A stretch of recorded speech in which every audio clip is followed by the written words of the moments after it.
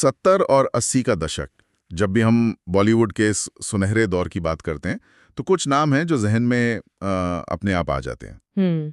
ये वो चेहरे हैं जिन्होंने सिर्फ पर्दे पर राज नहीं किया बल्कि उस पूरे दौर को एक पहचान दी। और ऐसा ही एक बहुत दमदार नाम है रीना रॉय। बिल्कुल। आज हम उन्हीं के करियर, उनकी शख्सियत और उनकी विरासत की परतों को खोलने जा रहे हैं, ये समझने के लिए कि क्या बात उन्हें अपने समय की सबसे बड़ी अभिनेत्रियों में से एक बनाती थी। और देखिए, रीना रॉय की कहानी सिर्फ एक कामयाब एक्ट्रेस की कहानी नहीं है। अच्छा। ये उस दौर के बॉलीवुड की भी कहानी है। एक इंडस्ट्री जो बदल रही थी, जहां एक्शन और ड्रामा का एक नया संगम देखने को मिल रहा था। रीना रॉय उस बदलाव के, आप समझिए, बिल्कुल केंद्र में थी। उनकी कहानी में हमें शुरुआती संघर्ष से लेकर स्टारडम तक का सफर, कुछ बहुत ही यादगार भूमिकाएं और एक ऐसी विरासत दिखती है जो आज भी प्रासंगिक है। तो चलिए सफर की शुरुआत वहीं से करते हैं जहां से इनकी कहानी शुरू हुई। जी। उनका जन्म हुआ 7 जनवरी 1957 को मुंबई में। जी। और बहुत ही कम उम्र में उन्होंने फिल्मों में कदम रख दिया। अक्सर हम सुनते हैं कि लोग मजबूरी में फिल्मों में आते हैं, जी। लेकिन उनके मामले में वजह थी अभिनय के प्रति एक जबरदस्त जुनून। हाँ, और एक कामयाब होने का पक्का इरादा। बिल्कुल। ये जो जुनून और इरादों वाले शब्द है ना, ये यहाँ बहुत अहम है। क्यों? देखिए, उस दौर में बिना किसी फिल्मी बैकग्राउंड के एक लड़की के लिए इंडस्ट्री में जगह बनाना आज से कहीं ज्यादा मुश्किल था। तो ये सिर्फ एक करियर चॉइस नहीं थी, ये एक तरह की बगावत थी। हाँ, एक जिद थी। उनका इंडस्ट्री में आना ये बताता है कि उनमें शुरू से एक आत्मविश्वास था, एक स्पार्क था जो आगे चलकर उनकी पहचान बनने वाला था। और वो बुनियाद थी जिस पर पूरा करियर खड़ा होना था। एकदम। और वो इमारत बनी भी तो क्या शानदार बनी। उनके करियर में एक मोड़ आता है साल 1976 में। कालीचरण। हाँ, एक फिल्म और सब कुछ बदल गया। फिल्म थी कालीचरण और उनके साथ थे शत्रुघ्न सिन्हा। इस फिल्म ने उन्हें रातों रात एक सनसनी बना दिया। बिल्कुल, ओवरनाइट सेंसेशन। ये ओवरनाइट सेंसेशन शब्द हम आज भी इस्तेमाल करते हैं, लेकिन 70 के दशक में इसके मायने क्या थे? आज के वायरल दौर से इसकी तुलना करना बड़ा दिलचस्प है। आज कोई एक रील से एक दिन में मशहूर हो सकता है, लेकिन वो शोहरत उतनी ही तेजी से चली भी जाती है। बिल्कुल। लेकिन 70 के दशक में जब मीडिया के नाम पर सिर्फ कुछ फिल्मी पत्रिकाएं, रेडियो और दूरदर्शन था, तब रातों रात सनसनी बनने का मतलब था कि आप सचमुच देश के कोने कोने में लोगों की जुबान पर चढ़ गए हैं। सही बात है। कालीचरण एक जबरदस्त एक्शन मसाला फिल्म थी और इस फिल्म में शत्रुघ्न सिन्हा के दमदार डायलॉग्स के सामने रीना रॉय का जो चुलबुला अंदाज था, वो दर्शकों को भा गया। उनकी केमिस्ट्री एक आग की तरह थी। तो कालीचरण सिर्फ एक हिट फिल्म नहीं थी, वो एक फिनोमेना थी। हाँ। लेकिन किसी भी कलाकार के लिए एक हिट के बाद खुद को बनाए रखना सबसे बड़ी चुनौती होती है। क्या रीना रॉय इस पर खरी उतरी? और यही तो उनकी सबसे बड़ी खासियत है। वो एक हिट की हीरोइन बनकर नहीं रह गईं। कालीचरण ने दरवाजा खोला, लेकिन उसके बाद उन्होंने अपनापन और आशा जैसी फिल्मों में जो काम किया। अपनापन के लिए तो उन्हें अवार्ड भी मिला था। बिल्कुल, बेस्ट सपोर्टिंग एक्ट्रेस का फिल्मफेयर अवार्ड। उन्होंने ये दिखा दिया कि वो शत्रुघ्न सिन्हा के साथ एक मसाला फिल्म में जितनी सहज है, उतनी सहज वो एक इमोशनल ड्रामा में भी है। यहीं से उन्होंने खुद को अपनी समकालीन अभिनेत्रियों से अलग करना शुरू किया। और जब हम उनकी अलग पहचान की बात करते हैं तो एक फिल्म का जिक्र किए बिना आगे बढ़ना नामुमकिन है। उसी साल 1976 में एक और फिल्म आई जिसने भारतीय सिनेमा में एक नया ट्रेंड ही शुरू कर दिया। नागिन।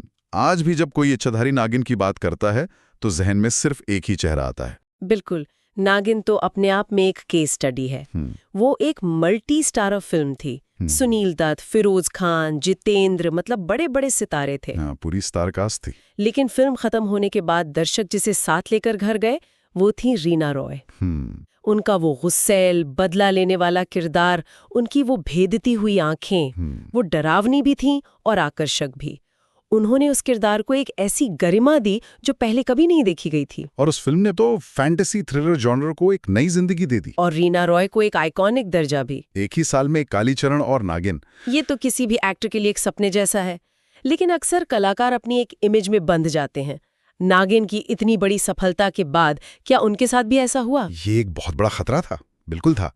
लेकिन वो इस जाल में फंसी नहीं। यही तो उनकी रेंज को दिखाता है। अच्छा, एक तरफ वो नागिन जैसी फैंटेसी फिल्म कर रही थी, तो दूसरी तरफ जख्मी और बदलते रिश्ते जैसी फिल्मों में गंभीर इमोशनल किरदार भी निभा रही थीं। उन्होंने कभी खुद को सीमित नहीं किया। वो जानती थीं कि दर्शकों से जुड़ने के लिए सिर्फ ग्लैमर काफी नहीं है, अभिनय की गहराई भी चाहिए, और उन्होंने दोनों में कमाल का संतुलन बनाया। और जब कोई सितारा अपने करियर के शिखर पर होता है तो उसकी निजी जिंदगी भी अक्सर खबरों में रहती है। बिल्कुल। पाकिस्तानी क्रिकेटर मोहसिन खान से उनकी शादी उस दौर की सबसे बड़ी खबरों में से एक थी। हाँ, और ये सिर्फ एक शादी नहीं थी, ये एक टॉप की अभिनेत्री का अपने चमकते करियर को छोड़कर एक नई जिंदगी शुरू करने का फैसला था। उस दौर में ये एक बहुत बड़ा और साहसी कदम माना गया होगा। बहुत बड़ा। मीडिया में इसे लेके काफी कुछ लिखा गया, बहुत चर्चा हुई, पर उन्होंने अपनी निजी जिंदगी को हमेशा प्राथमिकता दी, जो उनके मजबूत व्यक्तित्व को दिखाता है। लेकिन वो रिश्ता बहुत लंबा नहीं चला और कुछ सालों बाद वो भारत और फिल्म इंडस्ट्री में वापस लौट आईं। ये वापसी कैसी रही?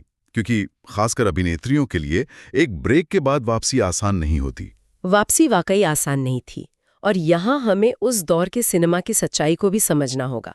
80 के दशक के अंत तक हीरोइनों के लिए भूमिकाएं बदल रही थीं, लेकिन उन्होंने चरित्र भूमिकाओं में, मतलब कैरेक्टर रोल्स में, एक मजबूत वापसी की। हो सकता है उन्हें वैसे केंद्रीय किरदार नहीं मिले जो वो अपने पीक पर कर रही थीं, लेकिन उन्होंने अपने काम से कभी समझौता नहीं किया। पर्दे पर उनकी मौजूदगी तो हमेशा ही दमदार रही। बिल्कुल, ये दिखाता है कि अभिनय के प्रति उनका जुनून कभी कम नहीं हुआ। उनका पूरा सफर देखें तो ये ग्लैमर, ताकत और एक तरह की सदाबहार शालीनता की कहानी लगती है। नागिन के उस काल्पनिक किरदार से लेकर आशा की यथार्थवादी भूमिका तक। आपने ये जो नागिन से आशा तक का जिक्र किया ना, हाँ, यही उनकी विरासत का सार है। ये सब 2 फिल्मों के नाम नहीं है, ये उनके अभिनय के 2 ध्रुव हैं।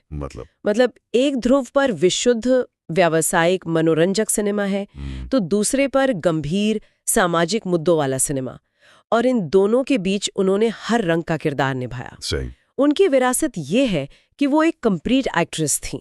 उनमें स्टार अपील भी थी और एक्टिंग का क्राफ्ट भी। वो उन चुनिंदा कलाकारों में से हैं जिनका काम आज की पीढ़ी भी देखती है और उससे जुड़ पाती है। वो वाकई एक कालातीत अभिनेत्री हैं। तो आज की इस पूरी बातचीत को अगर हम समेटे तो ये साफ है कि रीना रॉय सिर्फ हिट फिल्मों की गारंटी नहीं थी। नहीं, बिल्कुल नहीं। वो एक ऐसी बहुमुखी प्रतिभा थी जिन्होंने बॉक्स ऑफिस के नियमों को भी समझा और साथ ही अपनी कलात्मकता को भी जिंदा रखा। उनका सफर जुनून, सफलता और फिर वापसी की एक मुकम्मल कहानी है, जो हमें सिखाती है कि टैलेंट और दृढ़ संकल्प के दम पर किसी भी दौर में अपनी जगह बनाई जा सकती है। बिल्कुल, और ये चर्चा एक दिलचस्प सवाल भी खड़ा करती है जिस पे सोचा जा सकता है। अच्छा, वो क्या? हमने बात की कि कैसे कालीचरण ने उन्हें रातों रात सनसनी बना दिया। हाँ। आज के दौर में जहां हर दिन कोई ना कोई वायरल हो रहा है, जहां OTT पर हर हफ्ते दर्जनों नए चेहरे लॉन्च होते हैं, क्या स्टारडम का वो पुराना कॉन्सेप्ट, वो जादू अब भी बचा है? बहुत दिलचस्प सवाल है। रीना रॉय जैसी अभिनेत्री का करियर, जिसका स्टारडम दशकों तक चला, हमें आज के इस इंस्टेंट फेम के दौर में एक स्थायी विरासत बनाने के बारे में क्या सिखाता है? ये एक ऐसा सवाल है जो आज के हर कलाकार और दर्शक के लिए मायने रखता है।